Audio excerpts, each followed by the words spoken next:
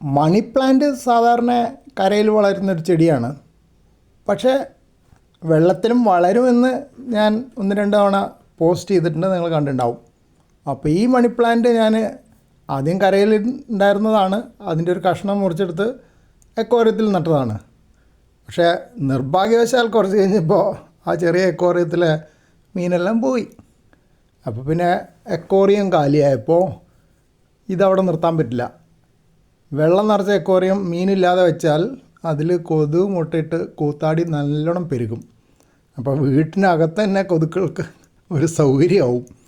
അതുകൊണ്ട് ഞാൻ സാധാരണ പതിവ് എങ്ങനെയാണെന്ന് വെച്ചാൽ മീനില്ലാതായി കഴിഞ്ഞാൽ എക്കോറിയം വെള്ളമൊക്കെ കളഞ്ഞ് ഡ്രൈ ആക്കി വയ്ക്കും. എന്നാൽ പിന്നെ ഈ മണി പ്ലാന്റ് പുറത്ത് നടാമെന്ന് വിചാരിച്ചു. വലിയൊരു ചെടിച്ചട്ടി, അത് 18 ഇഞ്ച് ചെടിച്ചട്ടിയിൽ ഒരു മുരിങ്ങയുണ്ട്. മുരിങ്ങ വിത്ത് നട്ടിട്ടുണ്ടായതാണ്, അത്യാവശ്യം മണ്ണൊക്കെ വെച്ചിട്ടുണ്ട്.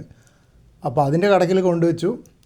പടർത്താൻ സൗകര്യമായിരിക്കുമല്ലോ എന്ന് വിചാരിച്ചിട്ട് മുകളിലേക്ക്. പണ്ട് കാലത്തൊക്കെ ഞാൻ പല വീടുകളിലും ഇപ്പോഴും ഉണ്ടെന്നുകൊണ്ട് തെങ്ങിൻ്റെ മുകളിലൊക്കെ പടരുന്ന മണി പ്ലാന്റ് കണ്ടിട്ടുണ്ട്. അത് കുറേ കാലം വളരുമ്പോൾ ഇലയൊക്കെ നല്ല ഏകദേശം ഒരു അമ്പലമാവിൻ്റെ സൈസൊക്കെ വരും. അപ്പോൾ വലിയ ഇലകളൊക്കെ ഉള്ള മണി പ്ലാന്റ് കാണാറുണ്ട്. അപ്പോൾ ഇത് അതുപോലെ കുറച്ച് വലുതായിക്കോട്ടെ എന്ന് വിചാരിച്ച് ഒരു രസത്തിന് നട്ടതാ. പക്ഷേ എന്ത് പറ്റി, കുറേ കാലം വെള്ളത്തിൽ വളർന്ന് ശീലിച്ചുകൊണ്ടാണോ എന്നറിയില്ല, അത് വളരുന്നില്ല, ക്ഷയിച്ചു പോകുന്ന മാതിരിയാണ് കാണുന്നത്. ഇനിയിപ്പോൾ മഴക്കാലം വന്നാൽ കുറച്ച് കൂടുതൽ വെള്ളം കിട്ടുമ്പോൾ കുറച്ച് മെച്ചപ്പെടുമോയെന്ന് എനിക്കറിയില്ല. ഇവിടെ സാധാരണ ഞാൻ ചെടികളൊക്കെ ദിവസത്തിൽ ഒരു നേരെ നനയ്ക്കാറുള്ളൂ. ഇനി 2-3 നേരം നനച്ചാൽ ചിലപ്പോൾ ഈ ചെടി പച്ച പിടിച്ചുവിടാകില്ല.